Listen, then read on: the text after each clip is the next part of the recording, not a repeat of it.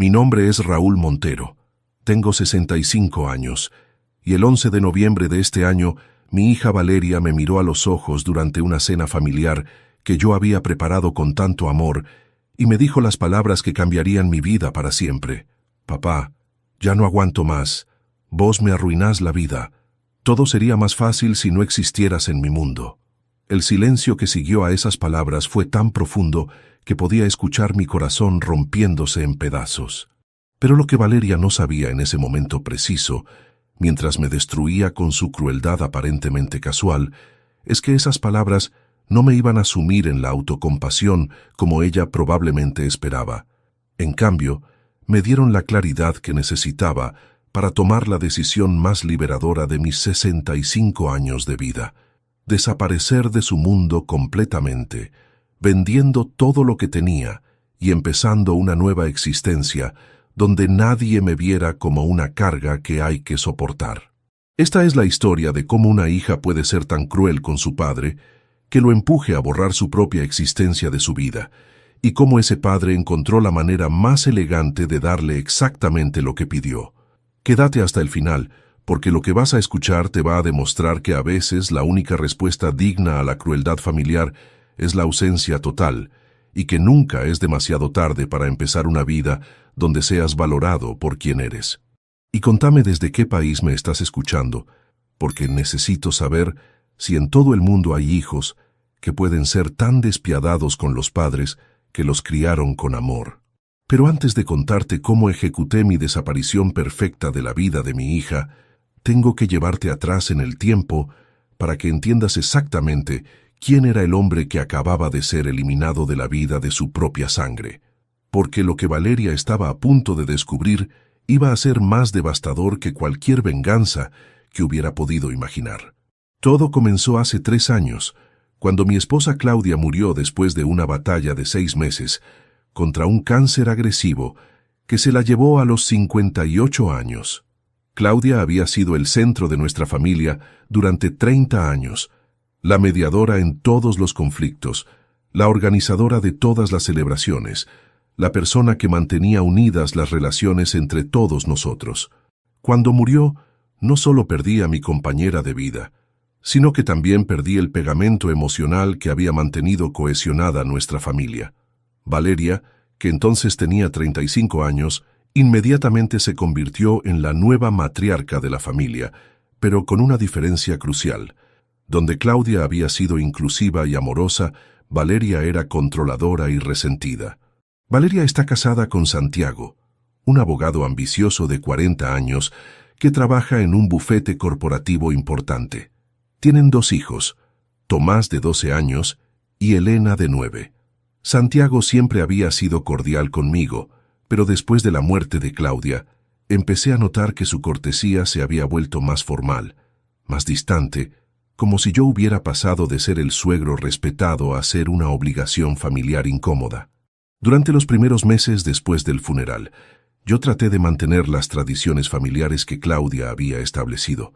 Organizaba cenas dominicales en mi casa, recordaba los cumpleaños de todos, trataba de estar presente en los eventos importantes de mis nietos, pero gradualmente me di cuenta de que mi presencia en estos eventos era tolerada más que bienvenida.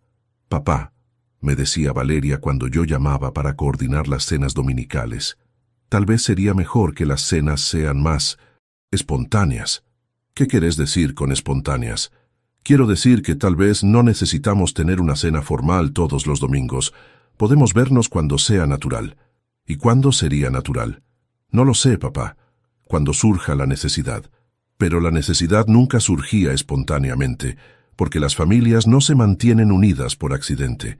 Se mantienen unidas por esfuerzo deliberado, algo que Claudia había entendido, pero que Valeria aparentemente no valoraba. Yo vivía solo en la casa donde Claudia y yo habíamos criado a nuestros hijos, una casa de 3 habitaciones en un barrio tranquilo que habíamos comprado cuando Valeria tenía 5 años. Después de la muerte de Claudia, la casa se sintió demasiado grande y demasiado silenciosa, pero también estaba llena de recuerdos que no quería abandonar. Mi pensión como ex empleado de una empresa de telecomunicaciones me permitía vivir cómodamente sin ser una carga financiera para nadie. Tenía ahorros modestos, una casa pagada completamente y gastos mínimos. Económicamente era completamente autosuficiente. Pero durante los primeros años después de la muerte de Claudia, empecé a experimentar algo que no había sentido nunca en mi vida adulta. Soledad profunda y persistente. No era solo la ausencia de Claudia, aunque eso era devastador. Era también la sensación de que había perdido mi lugar en mi propia familia. Para llenar el vacío, empecé a involucrarme más en las vidas de mis nietos. Ofrecía cuidarlos después de la escuela, cuando Valeria tenía compromisos de trabajo. Los llevaba al parque los fines de semana. Los ayudaba con las tareas escolares. Trataba de ser el abuelo presente y amoroso que pensé que ellos necesitaban y que yo necesitaba ser. Al principio, Valeria parecía apreciar mi ayuda. «Gracias, papá», me decía cuando yo me ofrecía a buscar a los chicos en el colegio. Realmente me ayuda mucho. Pero gradualmente, mi ayuda empezó a ser vista como intromisión. «Papá», me dijo un día cuando llegué a buscar a Tomás para llevarlo a un partido de fútbol. «Creo que Tomás está muy cansado para salir hoy». Pero él me dijo que estaba emocionado por el partido. «Sí, pero yo creo que necesita descansar. ¿Puedo preguntarle a él qué prefiere?» «No necesitas preguntarle. Yo soy su madre y yo decido». Era la primera vez que Valeria había usado su autoridad maternal para bloquear mi relación con mis nietos, pero no sería la última. Durante los meses siguientes, mis ofertas de ayuda fueron rechazadas cada vez más frecuentemente, y mis planes con los niños fueron cancelados con excusas cada vez más elaboradas. «Papá», me dijo Valeria cuando llamé para coordinar una salida al zoológico que había estado planeando con Elena. «Elena tiene mucha tarea este fin de semana, y no puede hacer la tarea el domingo por la noche. Preferimos que mantenga una rutina de estudio consistente». ¿Desde cuándo una salida al zoológico interfiere con una rutina de estudio? Desde que empezó a tener dificultades en matemáticas y necesita dedicar más tiempo a sus estudios. ¿Y quién decidió que tenía dificultades en matemáticas? Su maestra y nosotros. ¿Y no sería bueno preguntarle a Elena qué prefiere hacer? «Papá, nosotros somos sus padres. Nosotros decidimos qué es mejor para ella». Era una lógica impecable que efectivamente me excluía de cualquier decisión relacionada con mis nietos. Durante el segundo año después de la muerte de Claudia, la distancia entre Valeria y yo se profundizó significativamente. Las cenas dominicales se volvieron encuentros mensuales, luego encuentros trimestrales, luego reuniones ocasionales, cuando ella sentía que había pasado demasiado tiempo sin verme. Pero lo que más me dolía era la manera en que Valeria había empezado a hablarme. Usaba el tono condescendiente que se usa con niños pequeños o con personas que no son completamente competentes. «Papá», me decía cuando yo expresaba una opinión sobre política o eventos actuales, «esa información está un poco desactualizada». ¿Desactualizada cómo? Bueno, las cosas han cambiado mucho en los últimos años. Tal vez no estás al día con todos los desarrollos. «Valeria, leo 3 periódicos por día y veo las noticias todas las noches». «Sí, pero a veces los medios tradicionales no cubren toda la historia». «¿Y vos de dónde obtenés toda la historia?» «De fuentes más diversas, redes sociales, podcasts, análisis especializados». Era como si mis décadas de experiencia y educación hubieran perdido validez automáticamente cuando cumplí 60. Como si envejecer hubiera borrado mi capacidad para entender el mundo que me rodeaba. Lo mismo pasaba con decisiones prácticas sobre mi propia vida. Cuando mencioné que estaba considerando renovar la cocina de mi casa, Valeria inmediatamente cuestionó mi juicio. «Papá», me dijo, «¿estás seguro de que necesitas renovar la cocina? Es una inversión muy grande. Es mi casa y mi dinero. Si quiero renovar la cocina, puedo renovar la cocina». «Sí, pero tal vez sería mejor consultar con alguien antes de hacer gastos tan importantes». «¿Consultar con quién?» «Con nosotros. Con Santiago y conmigo. ¿Por qué tengo que consultar con ustedes sobre gastos en mi propia casa? Porque queremos asegurar que estés tomando decisiones financieras inteligentes. Y ustedes son más capaces que yo de determinar qué decisiones financieras son inteligentes para mi situación. Tenemos una perspectiva más objetiva que la persona que conoce mejor su propia situación financiera. Papá, A veces las personas mayores no ven claramente todos los aspectos de decisiones complejas. Personas mayores. Valeria había empezado a categorizarme como una persona mayor que necesitaba supervisión, a pesar de que yo tenía solo 63 años en ese momento y estaba en perfecta salud física y mental. Durante el tercer año después de la muerte de Claudia, las cosas empeoraron considerablemente. Valeria empezó a incluir a Santiago en conversaciones sobre mi bienestar, como si mi bienestar fuera algo que requería consultoría externa. «Raúl», me dijo Santiago durante una visita familiar, «Valeria me contó que has estado pensando en algunos cambios en tu casa». «¿Qué cambios?» «La renovación de la cocina, y creo que también mencionaste algo sobre redecorar la sala». «Sí, ¿y cuál es el problema?» «No hay problema, pero queríamos asegurar que tengas toda la información necesaria antes de tomar decisiones importantes». «¿Qué información necesitaría?» «Información sobre costos, sobre el impacto en el valor de la propiedad, sobre si realmente necesitas hacer estos cambios». «Santiago, he sido propietario durante 30 años. Creo que entiendo los costos y beneficios de renovar mi propia casa». «Por supuesto, pero una perspectiva externa nunca está de más». «¿Y qué perspectiva externa me pueden ofrecer ustedes?» «Bueno, yo trabajo con contratos y finanzas todo el tiempo. Puedo ayudarte a evaluar si los contratistas te están dando presupuestos justos. ¿Y si no quiero su ayuda? ¿Por qué no querrías ayuda gratuita de tu familia?» Era una pregunta trampa diseñada para hacer que cualquier resistencia a su ayuda pareciera irracional o malagradecida. Lo que realmente me molestaba era que tanto Valeria como Santiago actuaban como si yo hubiera perdido automáticamente mi competencia para manejar mi propia vida simplemente por haber enviudado y envejecido. Como si el duelo y la edad fueran condiciones que requerían supervisión familiar. «Valeria», le dije un día cuando ella había venido a revisar cómo estaba manejando el mantenimiento de la casa, «necesito que entiendas algo muy claramente». «¿Qué cosa, papá?» «Necesito que entiendas que yo soy un adulto competente que puede tomar sus propias decisiones sobre su propia vida». «Por supuesto que sos competente, papá. Nadie está diciendo que no lo seas». «Entonces, ¿por qué me tratan como si necesitara supervisión constante?» «No te tratamos como si necesitaras supervisión. Te tratamos como si fueras nuestro padre que queremos ayudar». ¿Y cuál es la diferencia? La diferencia es la intención. La intención no importa si el resultado es el mismo. Si me tratan como incompetente, soy tratado como incompetente sin importar cuál sea la intención detrás. «Papá, estás siendo demasiado sensible». Demasiado sensible. Era el diagnóstico perfecto para invalidar cualquier objeción que yo pudiera tener a la manera en que me estaban tratando. Si protestaba, era porque era demasiado sensible, no porque sus acciones fueran inapropiadas. El punto de quiebre llegó hace 6 meses, cuando decidí inscribirme en un curso de pintura, en el centro comunitario. Había sido algo que siempre había querido hacer, pero que nunca había tenido tiempo de explorar cuando trabajaba a tiempo completo. Me parecía una actividad perfecta para esta etapa de mi vida, creativa, social y completamente por placer. Cuando le conté a Valeria sobre las clases de pintura, su reacción fue inmediata y negativa. «Clases de pintura, papá. ¿Estás seguro de que es una buena idea?» «¿Por qué no sería una buena idea?»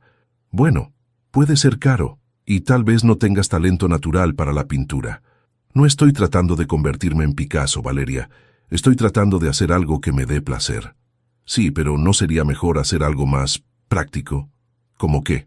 «Como ejercicio físico, o clases de computación, o algo que realmente te beneficie». «¿Y por qué la pintura no me beneficiaría?»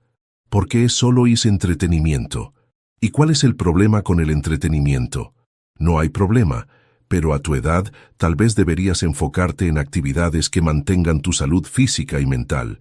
«¿Y quién decidió que la pintura no mantiene la salud mental?» «Papá, no estoy tratando de controlarte. Solo quiero que uses tu tiempo sabiamente». «¿Y quién decidió que vos sos la persona indicada para determinar cómo debo usar mi tiempo?»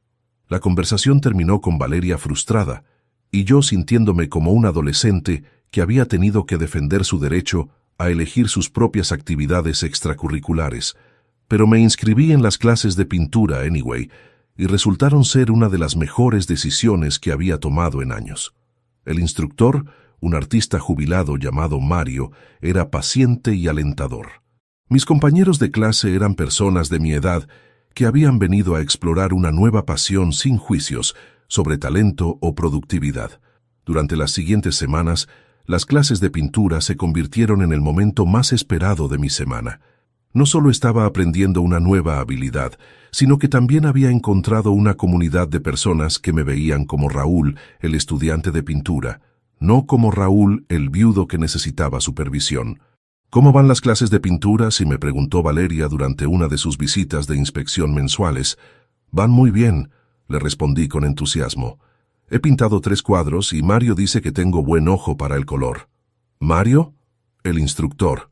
¿Y cuánto te cuestan estas clases? $50 por mes. ¿$50 por mes? Papá, eso es $600 por año. ¿No te parece mucho dinero para un hobby? Me parece una inversión razonable en mi felicidad. Pero papá, podrías usar ese dinero para cosas más importantes. ¿Cómo qué? ¿Como ahorros para emergencias médicas, o para mantenimiento de la casa, o para regalos para los chicos? Valeria, mis gastos médicos están cubiertos por mi seguro. La casa no necesita mantenimiento mayor, y los chicos reciben regalos generosos en Navidades y cumpleaños. Sí, pero nunca se sabe qué gastos inesperados pueden surgir. Exacto, nunca se sabe qué puede pasar. Por eso es importante disfrutar la vida mientras se puede. Pero papá, a tu edad es importante ser más conservador con el dinero. ¿A mi edad? Valeria, tengo 64 años, no 94. Lo sé, pero los gastos médicos aumentan con la edad, y tal vez necesites ayuda doméstica en el futuro y... ¿Y qué? ¿Tengo que vivir como un monje anticipando gastos futuros que tal vez nunca materializarán? No como un monje, pero sí con más prudencia.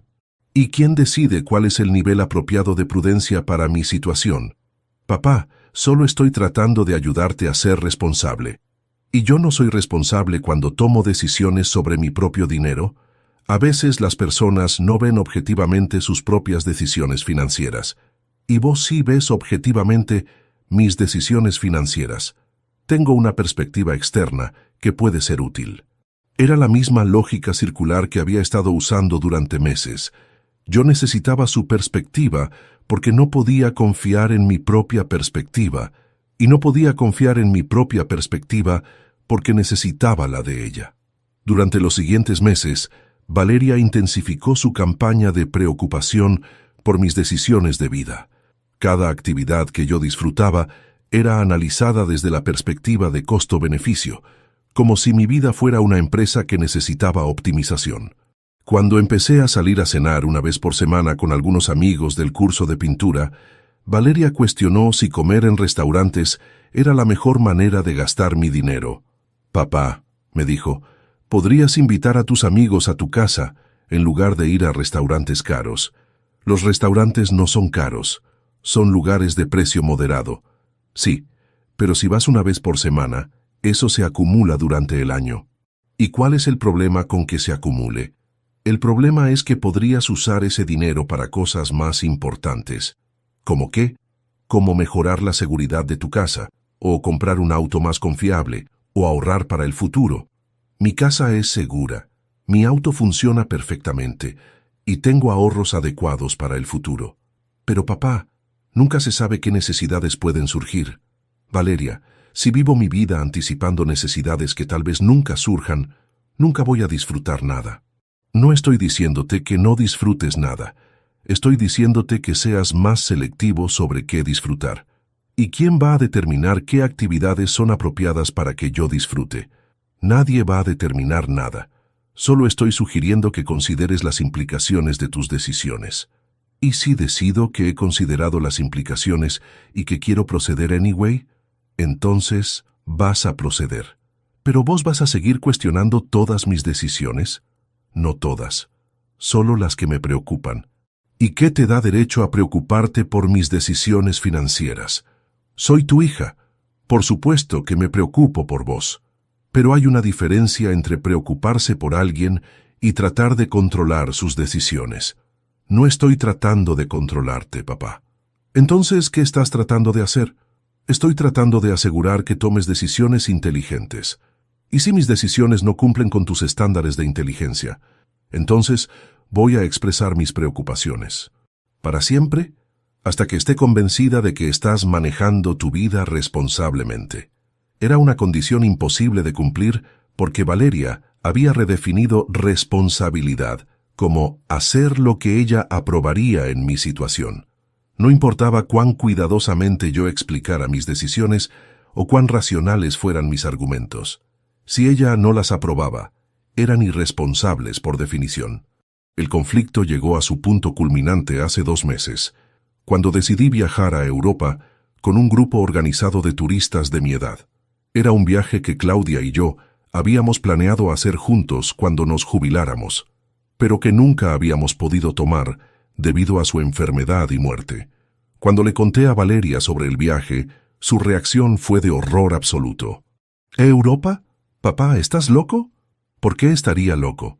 ¿Porque es caro? ¿Porque es peligroso? ¿Porque estás muy mayor para viajar solo al extranjero? No voy solo, voy con un grupo organizado. ¿Un grupo de desconocidos? Un grupo de personas de mi edad que también quieren viajar. ¿Y si te enfermas en Europa? ¿Y si tienes una emergencia médica en un país donde no hablas el idioma? El grupo tiene seguro médico internacional y un coordinador que habla varios idiomas. ¿Y si te pasa algo y nosotros no podemos llegar rápidamente para ayudarte? Valeria, eso puede pasar si estoy en Europa o si estoy en la esquina de mi casa. No es lo mismo, papá. Si estás cerca, podemos ayudarte inmediatamente. ¿Y qué tipo de ayuda podrían darme que no puede darme la personal médico profesional? Apoyo emocional, la presencia de familia. ¿Y ese apoyo emocional vale más que la experiencia de ver el mundo? A tu edad, sí. ¿A mi edad? Valeria, tengo 64 años. Hay personas de 80 años viajando por el mundo. Sí, pero vos no sos personas de 80 años. Vos sos mi padre, y yo tengo que vivir con la preocupación si algo te pasa. ¿Y mi deseo de viajar no importa porque vos vas a preocuparte? Tu deseo de viajar importa, pero mi tranquilidad también importa. ¿Y cuándo decidiste que tu tranquilidad era más importante que mi libertad? No es más importante, pero tiene que ser considerada. ¿Considerada cómo? Considerada en tus decisiones sobre actividades de riesgo. ¿Y quién decide qué actividades son de riesgo? El sentido común, papá. ¿Tu sentido común o mi sentido común? El sentido común objetivo. ¿Y quién es el árbitro del sentido común objetivo? Valeria no tenía respuesta porque no había árbitro objetivo. Había solo su ansiedad personal que había decidido convertir en mi responsabilidad. A pesar de sus objeciones, reservé el viaje a Europa. Durante las siguientes semanas, Valeria alternó entre súplicas emocionales y amenazas veladas para tratar de disuadirme. «Papá», me dijo, «si realmente vas a Europa, no voy a poder dormir pensando en todo lo que podría salir mal. Valeria, esa es tu elección. Podés elegir preocuparte, o podés elegir confiar en que soy un adulto capaz de cuidarme. Pero, ¿y si algo realmente sale mal? Entonces, algo va a salir mal. Pero eso no es razón para no vivir mi vida. ¿Y cómo se supone que yo maneje la ansiedad? De la misma manera que cualquier adulto maneja la ansiedad sobre cosas que no puede controlar. ¿Y si no puedo manejarla? Entonces tal vez necesitas ayuda profesional para aprender a manejar tu ansiedad, en lugar de esperar que yo limite mi vida para acomodar tu problema. No es mi problema, papá, es nuestro problema familiar. No, Valeria, tu ansiedad sobre mis decisiones es tu problema. Mi responsabilidad es vivir mi vida de la manera que considere apropiada. Incluso si eso nos lastima a nosotros, ¿cómo te lastima a vos que yo viaje a Europa? Me lastima porque me preocupo por vos. ¿Y no te das cuenta de que convertir tu preocupación en mi restricción es una forma de manipulación emocional?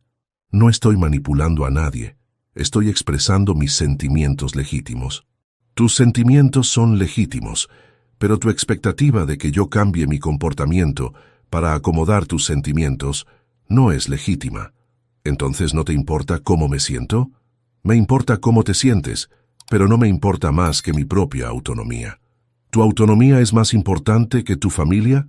Mi autonomía es la base de mi capacidad de ser un miembro saludable de mi familia. ¿Y si nosotros no vemos las cosas de esa manera? Entonces, ustedes van a tener que decidir si pueden aceptar mi autonomía o si prefieren tener una relación con una versión controlada de mí que existe solo para acomodar sus ansiedades. Esa conversación marcó el comienzo del final de mi relación con Valeria. Durante las siguientes semanas, sus llamadas se volvieron menos frecuentes y más tensas.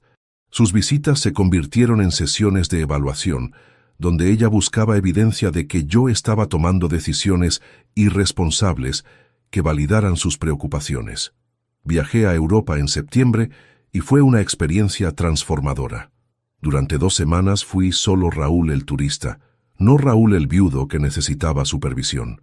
Visité museos, probé comidas nuevas, conocí personas interesantes y recordé cómo se sentía ser dueño completo de mi tiempo y mis decisiones. Cuando regresé, tenía una perspectiva completamente nueva sobre mi vida y mis relaciones. Me di cuenta de que había estado permitiendo que la ansiedad de Valeria definiera los límites de mi existencia, y que eso no era sostenible ni saludable para ninguno de los dos. ¿Cómo estuvo el viaje?, me preguntó Valeria cuando me llamó 2 días después de mi regreso. Estuvo fantástico, le respondí con entusiasmo. Fue exactamente lo que necesitaba. ¿No tuviste ningún problema? Ningún problema serio. Perdí mi equipaje por un día en París, pero el tour operador me ayudó a resolver todo. ¿Ves? Te dije que algo iba a salir mal. Valeria, perder equipaje por un día no es algo que salió mal. Es una inconveniencia menor que se resolvió fácilmente. Pero podría haber sido algo peor. Cualquier cosa podría haber sido algo peor. Esa no es forma de vivir la vida. ¿Y si hubiera sido algo realmente serio? Entonces habría sido algo realmente serio y lo habríamos manejado cuando pasara. ¿No te da miedo pensar en lo que podría haber pasado? No, me da alegría pensar en todo lo hermoso que sí pasó. Era evidente que Valeria había esperado que yo regresara de Europa validando sus preocupaciones, tal vez con historias de dificultades que probaran que había tenido razón al oponerse al viaje. En lugar de eso, regresé con confianza renovada en mi capacidad para manejar mi propia vida. Durante los siguientes meses, la distancia entre nosotros se profundizó. Valeria dejó de fingir que sus objeciones a mis decisiones eran por mi bien y empezó a ser más directa sobre el hecho de que mis elecciones la incomodaban personalmente. «Papá», me dijo durante una de nuestras conversaciones cada vez más raras, «necesito que entiendas que tus decisiones nos afectan a todos nosotros». ¿Cómo los afectan? Nos obligan a preocuparnos constantemente. Santiago no puede concentrarse en el trabajo porque está pensando en qué nueva aventura riesgosa vas a emprender. Los chicos preguntan por qué el abuelo hace cosas peligrosas. ¿Los chicos realmente preguntan eso? ¿O vos les decís que lo que hago es peligroso? Ellos se dan cuenta solos cuando ven lo preocupados que estamos. Y no se les ocurrió que tal vez el problema no son mis actividades, sino su nivel de preocupación sobre actividades normales. No son actividades normales para una persona de tu edad. ¿Según quién? Según nosotros. ¿Y quién decidió que ustedes tienen autoridad para determinar qué actividades son apropiadas para mi edad? Nadie decidió eso. Es obvio. No es obvio para mí. Para mí es obvio que tengo derecho a decidir cómo vivir mi vida mientras sea mentalmente competente y financieramente independiente. ¿Y si nosotros no estamos de acuerdo con tus decisiones? Entonces, ustedes van a tener que aprender a estar en desacuerdo sin convertir su desacuerdo en mi problema. ¿Y si no podemos hacer eso? Entonces van a tener que decidir si pueden aceptar mi autonomía o si prefieren no tener relación conmigo. ¿Nos estás dando un ultimátum? No les estoy dando un ultimátum. Les estoy explicando la realidad. Yo voy a seguir viviendo mi vida según mis propias decisiones. Ustedes pueden elegir ser parte de esa vida o no ser parte de esa vida. ¿Y si elegimos no ser parte? Entonces van a vivir sin la carga de preocuparse por mis decisiones, que es aparentemente lo que realmente quieren. Esa conversación fue la última vez que hablamos abiertamente sobre nuestras diferencias. Durante las siguientes semanas, Valeria se retiró gradualmente de mi vida. Las llamadas se detuvieron, Las visitas cesaron, y cuando yo traté de contactar a mis nietos directamente, me enteré de que se les había dicho que el abuelo estaba pasando por una fase difícil y que era mejor darle espacio. Fue entonces cuando tomé la decisión de organizar una cena familiar que sería mi último intento de reconciliación. Planifiqué todo cuidadosamente. Preparé el menú que Claudia solía hacer para las ocasiones especiales, decoré la mesa con el mantel y la vajilla que habíamos usado durante años para celebraciones importantes, y llamé a Valeria para invitarla oficialmente. «Papá», me dijo cuando recibió mi invitación, «¿para qué es esta cena? Para que podamos hablar como familia y tratar de entender dónde estamos parados». ¿Qué hay que entender? Hay que entender si ustedes pueden aceptar que yo voy a seguir viviendo mi vida según mis propias decisiones, o si prefieren que sigamos con esta distancia que se ha creado entre nosotros. ¿Y si no podemos aceptar eso? Entonces al menos vamos a tener una conversación honesta al respecto. Valeria aceptó venir a la cena trayendo a Santiago y a los niños. Cuando llegaron el 11 de noviembre, yo había preparado todo con el mismo amor y cuidado que Claudia había puesto en nuestras celebraciones familiares durante décadas. La cena comenzó cordialmente. Los niños estaban contentos de ver al abuelo. Santiago fue educado como siempre, y Valeria parecía estar haciendo un esfuerzo por mantener un ambiente agradable. Pero cuando llegó el momento del postre, cuando tradicionalmente nuestra familia tenía conversaciones más profundas, decidí abordar directamente la situación que habíamos estado evitando. «Valeria», le dije, «quiero que hablemos honestamente sobre lo que ha estado pasando entre nosotros durante los últimos meses». «¿Qué querés decir?» «Quiero decir que hablemos sobre por qué te molestan tanto mis decisiones de vida y qué podemos hacer para resolver esta tensión». «Papá, no hay tensión. Valeria, hace 2 meses que no hablamos. Has evitado mis llamadas, has cancelado visitas y les has dicho a los chicos que no me contacten directamente. Si eso no es tensión, ¿qué es? Es espacio. Te estamos dando espacio para que reflexiones sobre algunas de tus decisiones recientes». «¿Y qué decisiones necesito reflexionar? El viaje a Europa, las clases de pintura, las cenas costosas, todas esas actividades que nos preocupan. Y después de reflexionar, ¿qué se supone que debo hacer? Se supone que debes reconocer que tal vez no están siendo las mejores decisiones para alguien en tu situación». «¿Y cuál es mi situación exactamente?» «Sos una persona mayor, viuda, que vive sola y que necesita ser más cuidadosa con sus decisiones». «¿Y quién decidió que necesito ser más cuidadoso?» «Es obvio, papá.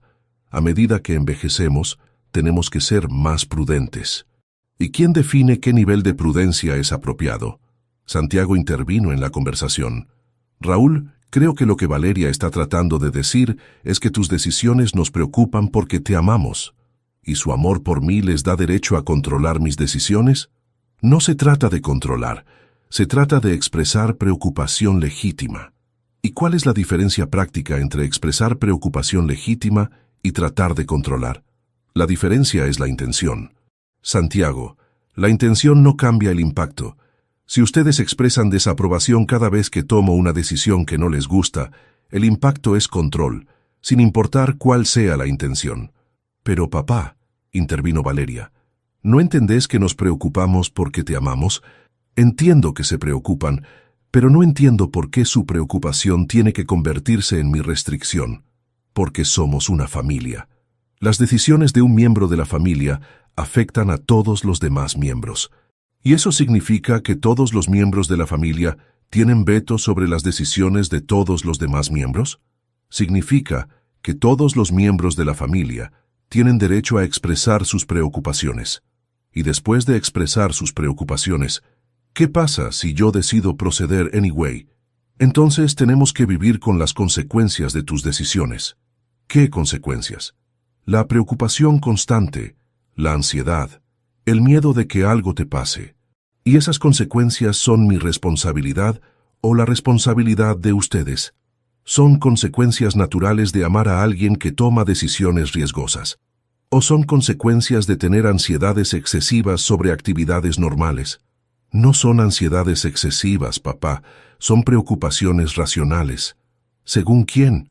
«Según cualquier persona que te ame. Y si yo no estoy de acuerdo con que son preocupaciones racionales, entonces estás siendo irrazonable. ¿O ustedes están siendo controladores? La conversación estaba escalando, y los niños empezaron a verse incómodos.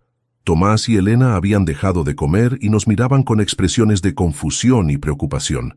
Valeria, le dije, tal vez deberíamos continuar esta conversación sin los chicos. No, me respondió con una firmeza que me sorprendió. Los chicos son parte de esta familia y tienen derecho a entender lo que está pasando. ¿Entender qué exactamente? Entender por qué su abuelo está siendo tan difícil últimamente. Esas palabras me golpearon como un puñetazo. Valeria había convertido nuestra discusión sobre mi autonomía en una narrativa donde yo era el problema, el miembro difícil de la familia que estaba causando problemas para todos los demás. ¿Difícil?, le pregunté. ¿Cómo estoy siendo difícil? Estás siendo difícil porque no querés escuchar nuestras preocupaciones. Estoy escuchando sus preocupaciones. Simplemente no estoy de acuerdo con que sus preocupaciones justifiquen cambios en mi comportamiento. ¿Y eso no te parece egoísta? ¿Me parece egoísta vivir mi vida según mis propias decisiones? No. ¿No te parece egoísta preocupar a tu familia innecesariamente? ¿Innecesariamente? Valeria, yo no les estoy pidiendo que se preocupen. Su preocupación es su elección. No es una elección cuando vos haces cosas que sabes que nos van a preocupar. Entonces mi responsabilidad es evitar cualquier actividad que pueda generarles ansiedad. Tu responsabilidad es considerar cómo tus acciones afectan a las personas que te aman. ¿Y mi derecho a vivir mi vida como yo considere apropiado? Tu derecho termina donde comienzan nuestros sentimientos. Esa frase me dejó sin palabras por un momento. Valeria acababa de articular perfectamente la lógica que había estado usando durante meses. Mis derechos como adulto independiente terminaban donde comenzaban sus sentimientos como hija preocupada. Valeria, le dije cuando recuperé mi voz, ¿realmente crees que mis derechos terminan donde comienzan tus sentimientos? Creo que en una familia todos tenemos que considerar los sentimientos de los demás. Y si mis sentimientos incluyen el deseo de autonomía y libertad, entonces tenés que balancear tus sentimientos con los nuestros.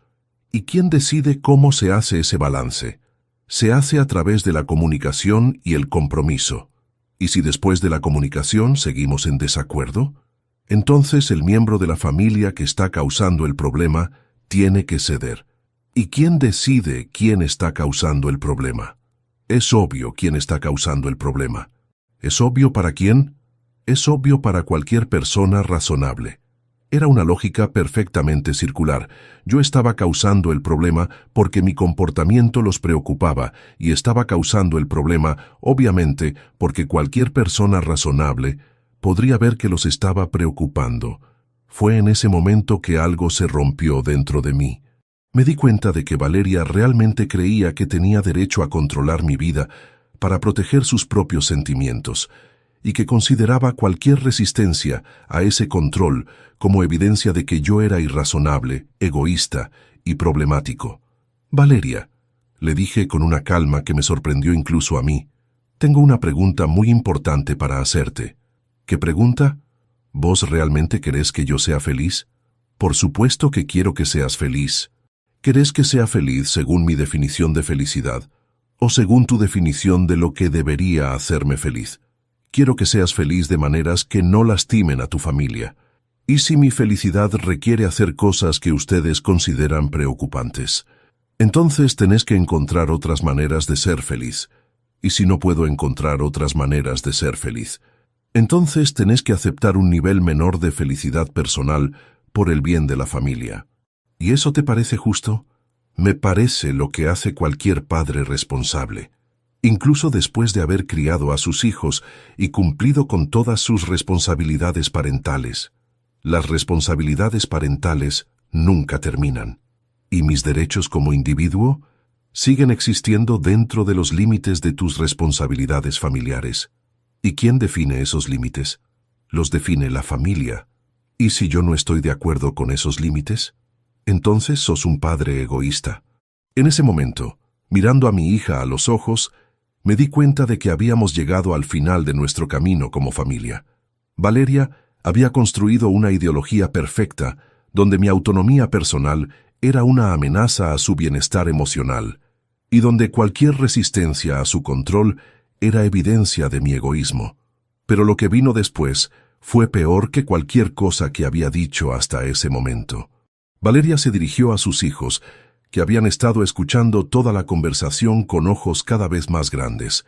«Chicos», les dijo con voz firme, «quiero que entiendan algo muy importante sobre lo que acaban de escuchar». «¿Qué cosa, mamá?», preguntó Tomás. «Quiero que entiendan que a veces los abuelos se vuelven difíciles cuando envejecen. No es su culpa, pero puede ser muy duro para las familias». «¿Qué quieres decir con difíciles?», preguntó Elena. «Quiero decir que a veces toman decisiones que preocupan a las personas que los aman, y cuando la familia trata de ayudarlos, ellos se enojan». «¿Cómo qué decisiones?», siguió preguntando Elena. «¿Cómo viajar solos a lugares peligrosos, o gastar dinero en cosas innecesarias, o no escuchar cuando la familia trata de darles consejos buenos? ¿Y por qué hacen eso? Porque a veces cuando las personas envejecen, no pueden ver claramente lo que es mejor para ellos. Y se vuelven testarudos y no quieren aceptar ayuda». Escuchar a Valeria destruir mi imagen delante de mis nietos fue el momento más doloroso de toda la experiencia. No solo estaba tratando de controlar mi vida, sino que también estaba envenenando mi relación con la próxima generación, enseñándoles a ver mi autonomía como evidencia de deterioro mental. «Valeria», le dije con voz temblorosa, ¿realmente le estás diciendo a tus hijos que soy mentalmente incompetente? No estoy diciendo que seas mentalmente incompetente. Estoy explicándoles por qué es normal que los abuelos a veces necesiten más ayuda para tomar decisiones. ¿Y quién decidió que necesito ayuda para tomar decisiones? Es obvio que la necesitas. ¿Obvio para quién? Obvio para cualquier persona que te ame y vea las decisiones que estás tomando. ¿Y mis décadas de experiencia tomando decisiones exitosas? Eso era antes. Las cosas cambian cuando uno envejece. ¿Qué cosas específicamente han cambiado en mi caso? Tu juicio se ha vuelto menos confiable. ¿Basándose en qué evidencia? Basándose en las decisiones que has estado tomando últimamente. ¿Y cuáles de esas decisiones han resultado en consecuencias negativas? Todavía no han resultado en consecuencias negativas, pero podrían resultar. ¿Y esa posibilidad justifica que ustedes tomen control de mi vida? Justifica que expresemos nuestras preocupaciones. ¿Y cuando expreso mis desacuerdos con sus preocupaciones? Eso demuestra que tu juicio está comprometido. Era una trampa lógica perfecta.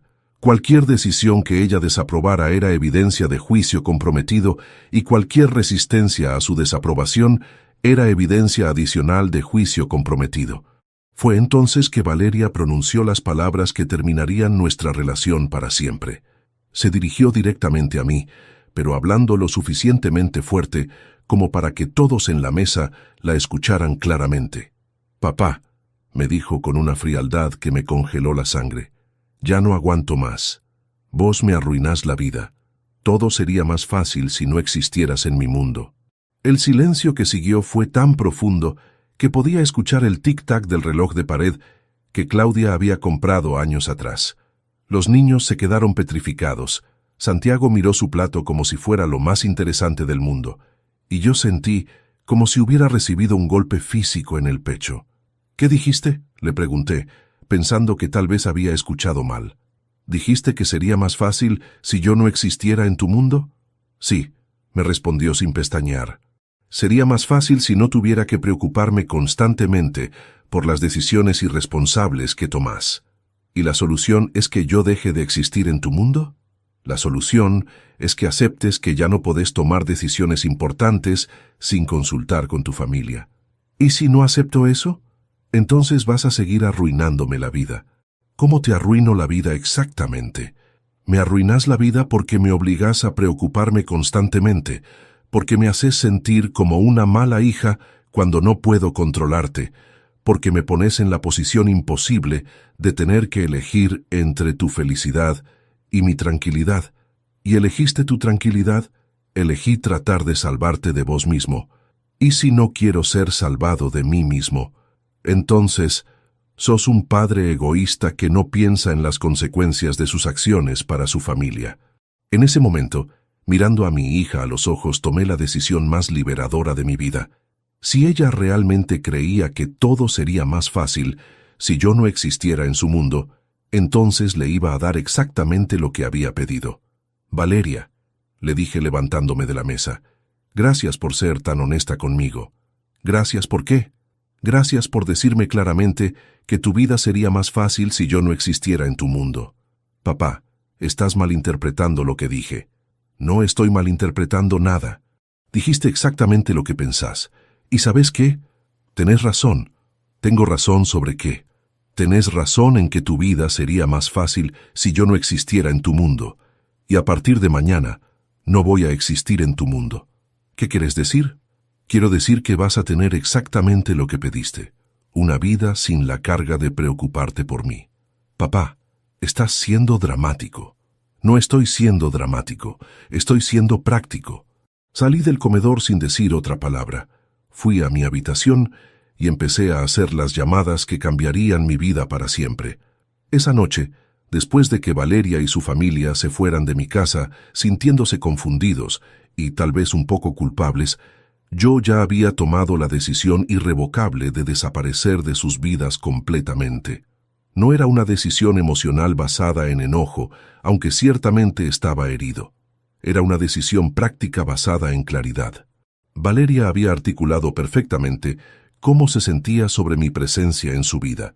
Era una carga que hacía su existencia más difícil, y yo había decidido eliminar esa carga de su vida para siempre. Durante las siguientes 3 semanas, ejecuté meticulosamente mi plan de desaparición. Contraté una empresa de mudanzas para empacar y almacenar todas mis pertenencias personales. Puse mi casa en venta con una inmobiliaria que prometía una venta rápida. Cerré todas mis cuentas locales y transferí mis fondos a un banco en otra ciudad. Cancelé todos mis servicios y suscripciones locales. También hice algo que sabía que iba a sorprender a todos. Doné la mayoría de mis muebles y objetos de valor a organizaciones benéficas locales. La vajilla que Claudia había coleccionado durante años, los muebles que habíamos comprado juntos, las fotos familiares, todo fue regalado o donado.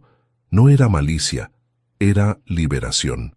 Cada objeto que regalaba representaba un vínculo con una vida que había decidido dejar atrás. Cada donación era un paso hacia la libertad total de empezar de nuevo sin el peso de las expectativas familiares. El 5 de diciembre, exactamente 3 semanas después de la cena fatal, terminé la venta de mi casa y me mudé a una ciudad costera a 500 kilómetros de distancia. Elegí un lugar donde no conocía a nadie y nadie me conocía, donde podía ser simplemente Raúl, no Raúl el padre problemático que necesitaba supervisión. Alquilé un departamento pequeño con vista al océano, me inscribí en un club de arte local y empecé a explorar las actividades disponibles para adultos mayores en mi nueva ciudad. Por primera vez en años, tenía control total sobre mi tiempo, mis decisiones y mi futuro. Una semana después de mi mudanza, mientras estaba desempacando las pocas pertenencias personales que había decidido conservar, recibí la primera de muchas llamadas desesperadas de Valeria. «Papá, ¿dónde estás? Vendiste la casa. Los vecinos dicen que te mudaste». «Hola, Valeria, sí, me mudé. ¿Por qué no me dijiste nada?» «Porque pensé que estarías feliz de que tu vida fuera más fácil sin mí en tu mundo». «Yo no quise decir eso. Dijiste exactamente eso. Dijiste que todo sería más fácil si yo no existiera en tu mundo». Estaba enojada. No lo decía en serio. ¿Y cómo se supone que distinga entre las cosas que decís en serio y las cosas que decís cuando estás enojada? Porque me conoces, sabes que te amo. Sé que me amás cuando soy conveniente para vos, pero también sé que mi autonomía te molesta más de lo que mi amor te complace. ¿Dónde estás? Estoy donde puedo vivir mi vida sin arruinar la vida de nadie más. Pero necesito verte, necesitamos hablar. Ya hablamos, Valeria. El 11 de noviembre hablamos muy claramente. Vos me dijiste lo que realmente pensás de mí, y yo decidí actuar según esa información. Fue un error. Estaba frustrada. Tal vez fue un error decirlo, pero no fue un error pensarlo. Y yo decidí que si realmente pensás que tu vida sería más fácil sin mí, entonces no hay razón para que sigas cargando conmigo. Esa conversación fue la última vez que hablé con Valeria. Durante los meses siguientes, intentó contactarme de múltiples maneras. Llamadas, mensajes, emails, incluso contrató un investigador privado para encontrar mi dirección. Pero yo había sido muy cuidadoso en borrar mis rastros y había tomado medidas legales para proteger mi privacidad. 6 meses después de mi desaparición, había establecido una vida completamente nueva. Tenía un círculo de amigos que había conocido en el club de arte. Había retomado mis clases de pintura con un instructor excelente y había comenzado a hacer trabajo voluntario en un centro comunitario local. «Raúl», me dijo un día Carmen, una amiga que había hecho en el club de arte, «¿tenés familia?» «Tenía familia», le respondí. «Ahora tengo libertad». «¿Qué pasó?» «Mi hija decidió que mi autonomía era una amenaza a su tranquilidad. Yo decidí que su tranquilidad no era mi responsabilidad». «¿Y no los extrañas?» «Extraño la idea de tener una familia que me respete, pero esa familia nunca existió realmente». Era verdad. Durante años había estado tratando de mantener una relación con una hija que fundamentalmente no respetaba mi derecho a vivir mi vida según mis propias decisiones. Alejarme de esa relación no había sido perder algo real. Había sido dejar de fingir que algo real existía. 1 año después de mi desaparición, recibí una carta que alguien había logrado hacer llegar a mi dirección nueva.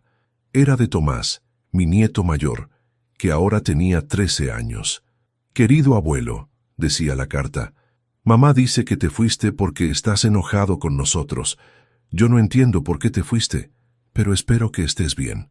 Te extraño mucho y espero que algún día puedas volver. Te amo, Tomás». Leer esa carta me rompió el corazón, pero también me confirmó que había tomado la decisión correcta. Tomás había sido influenciado por la versión de los eventos que Valeria le había contado, una versión donde yo era el problema, y mi partida era un acto de enojo irracional. Escribí una respuesta que nunca envié, pero que me ayudó a procesar mis sentimientos. «Querido Tomás, no me fui porque estoy enojado con ustedes. Me fui porque tu mamá y yo teníamos ideas muy diferentes sobre cómo debería vivir mi vida. Ella creía que tenía derecho a controlar mis decisiones para proteger sus propios sentimientos. Yo creía que tenía derecho a vivir según mis propias decisiones mientras fuera mentalmente competente e independiente económicamente. No pudimos resolver esa diferencia, así que decidí irme para que ella pudiera ser feliz sin la carga de preocuparse por mí. No fue una decisión fácil, pero fue la decisión correcta para ambos. Te amo mucho, pero amar a alguien a veces significa alejarse cuando tu presencia les causa más dolor que alegría. Ahora, 2 años después de mi desaparición, puedo decir que fue la mejor decisión que he tomado en mi vida adulta. Vivo en una ciudad hermosa donde nadie cuestiona mis decisiones, donde nadie me trata como un problema que hay que resolver, donde nadie considera mi autonomía como una amenaza a su bienestar. He viajado a 3 países diferentes. He tomado clases de cerámica, además de pintura. He hecho amigos genuinos que me conocieron como el hombre que soy ahora, no como el padre problemático que era antes. He encontrado una paz y una satisfacción que no había experimentado en años. ¿Extraño a mis nietos? Por supuesto. Extraño los buenos momentos que tuve con Valeria antes de que decidiera controlar mi vida. Sí, pero extraño más la libertad que habría perdido si hubiera permitido que su ansiedad definiera los límites de mi existencia. A vos que me estás escuchando, quiero compartir la lección más importante que aprendí de esta experiencia. Tu vida te pertenece hasta el día que te mueras, sin importar lo que otros piensen sobre tu capacidad para manejarla. Nadie, ni siquiera tu familia, tiene derecho a convertir sus ansiedades sobre tus decisiones en tus restricciones. Mi consejo es este. Si alguien en tu vida te dice que tu autonomía arruina su vida, créeles. Y entonces decidí si querés seguir arruinando su vida con tu presencia, o si preferís darles el regalo de tu ausencia. No tengas miedo de alejarte de relaciones que requieren que renuncies a partes fundamentales de quien sos para mantener la paz. No tengas miedo de empezar de nuevo, incluso si eso significa perder conexiones que valorás. La libertad personal no es negociable. Tu derecho a vivir tu vida según tus propias decisiones No expira cuando te haces mayor o cuando otros se preocupan por vos. Contame desde qué país me estás escuchando y contame si esta historia te hizo reflexionar sobre las relaciones en tu propia vida. Porque todos merecemos vivir libres de control, disfrazado de amor, sin importar quién esté tratando de ejercer ese control. Mi historia no tiene un final feliz en el sentido tradicional. No me reconcilié con mi hija, no volví a mi casa, no recuperé las relaciones que perdí, pero tiene un final satisfactorio. Tengo control total sobre mi vida, y nadie puede decirme que mi autonomía arruina sus vidas porque no estoy en sus vidas. Porque al final del día es mejor vivir libre y solo que acompañado pero controlado. Y esa es una lección que puede salvarte de años de vida limitada por las ansiedades de otros.